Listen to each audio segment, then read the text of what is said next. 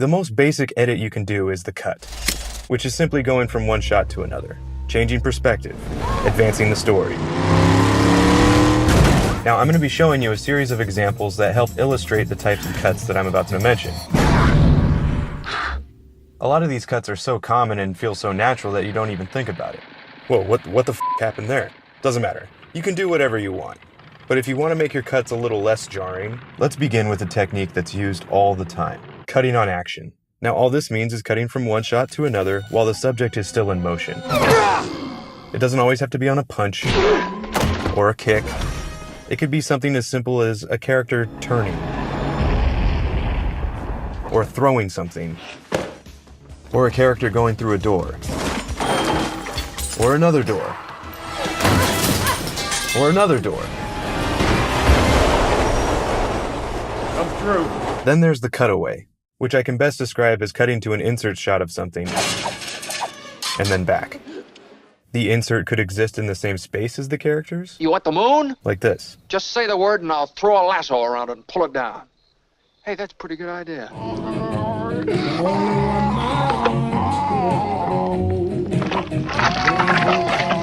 Or you can use a cutaway to get inside the head of a character.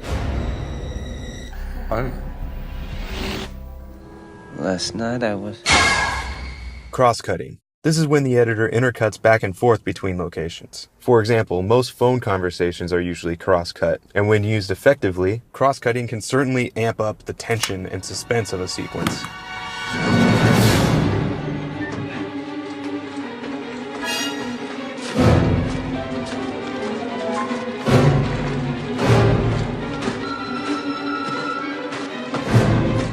This technique is also used to show what's going on inside the character's head.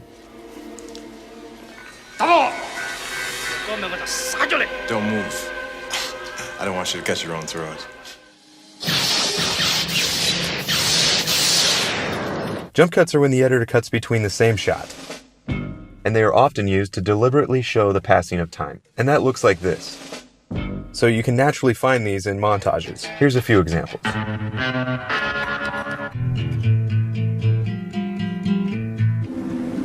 Let go of me! Don't! Jump cuts are also used to add a level of urgency to the scene.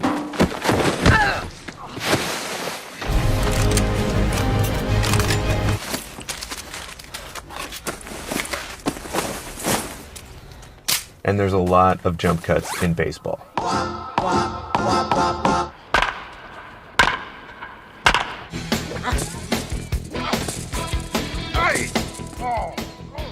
Now let's move on to the match cut. Match cuts look like this.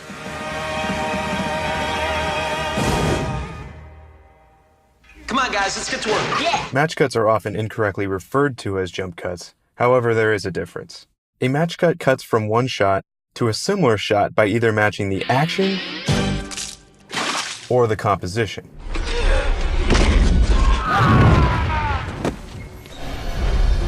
Match cuts are mainly used as scene transitions because you're often jumping from one place to another, which is most likely why there's confusion on the matter. Match cuts don't always have to be visual either. There's also verbal match cuts, like this. That looks just like an enormous... Wang! Pay attention. I was distracted by that enormous flying... Willie. Yeah. What's that? Well, it looks like a giant... Johnson. Yes, sir. Now let's move on to transitions, starting off with fade in, fade out. We've seen this 1,000 times, and it's just dissolving either to or from black. Pretty self-explanatory. Now a dissolve is when you blend one shot into another, and that could look something like this. These are commonly used in montages as well, and also can represent a passing of time.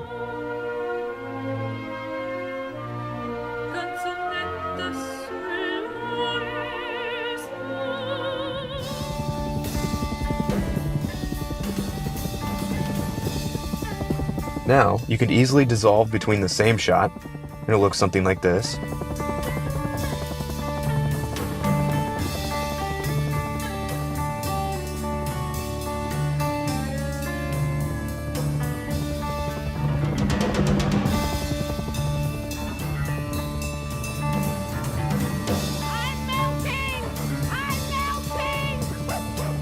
Smash cut!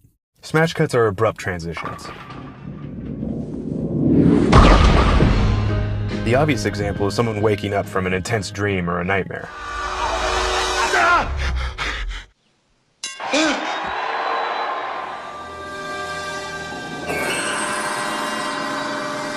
Going from something intense to quiet, or quiet to intense. I shot my way out.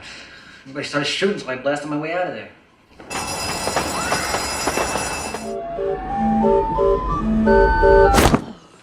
Well begun is half done. Another transition is the iris. Now, the iris used to be an in-camera effect back in the day when you can manually open and close your iris to transition from black. Nowadays, it's used as a stylistic choice. And a lot of these transitions you may often find within a scene.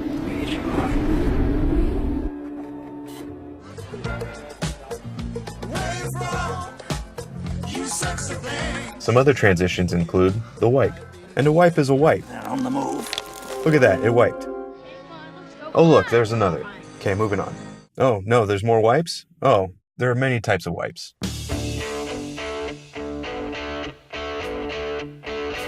Then there's the invisible cut. Invisible cuts are used to give the impression of a single take. However, cuts are hidden in blackness, like in Hitchcock's Rope. Or Evil Dead 2.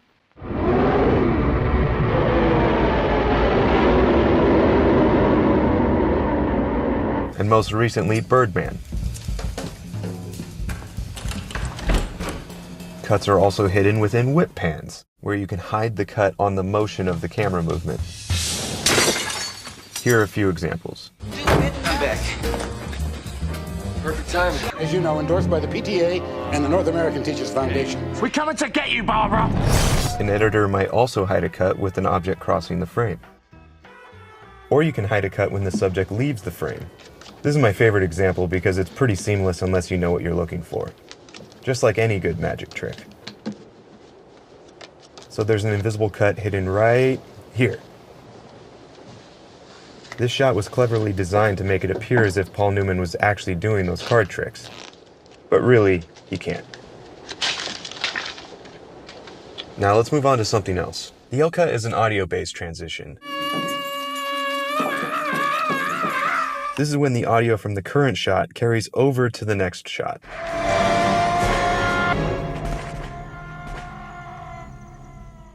Now keep in mind, this doesn't have to just be for scene transitions. This is used all the time, even when characters are just talking to each other. Won't have to take this abuse much longer. They don't serve fried chicken and watermelon on a daily basis in my mess hall. Yes, sir! That you, John Wayne? Is this me? The J-cut is when the audio from the next scene starts before you get to it. I can't, I gotta go home. So you hear what's going on before you see what's going on.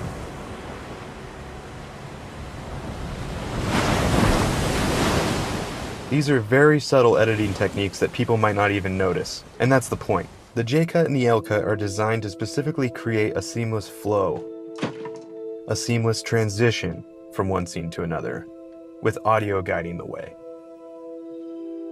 Hey, Gordy, I got something for you. This, my friend, is for you. That's all it is. They're like the police department for wise guys.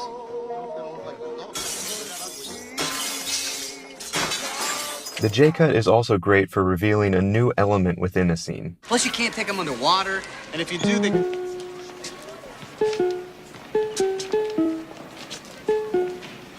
Neat. Once you know all the types of cuts available to you, then you can start mixing and matching them.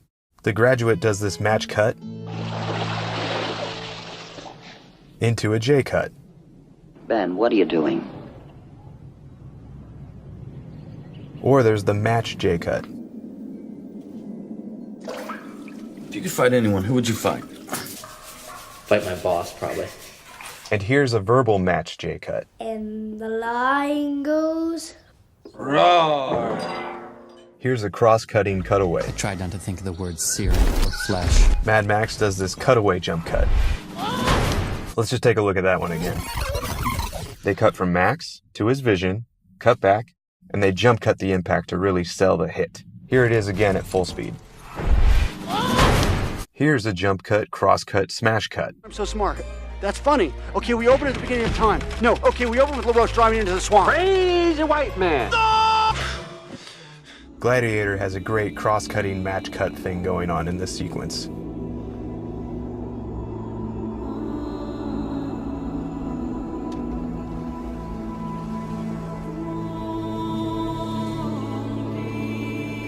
The Green Mile also has a great match cross-cutting sequence.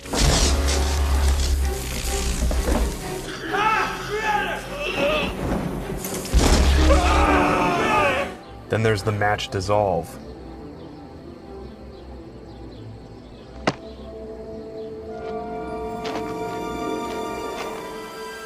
And here's another example. Saving Private Ryan does this morph match thing. So that's about it. Now you know the kinds of cuts and transitions you can use. Next is to ask yourself when and why you would use them for telling your story. And I'm sure I've left out plenty of other great examples, so I encourage you to share some of your favorite cuts in the comments below. Share some of your work in our forums, and if you're curious about which movie that clip was from, just turn on closed captioning. Okay, that's enough. I'll talk to you next time.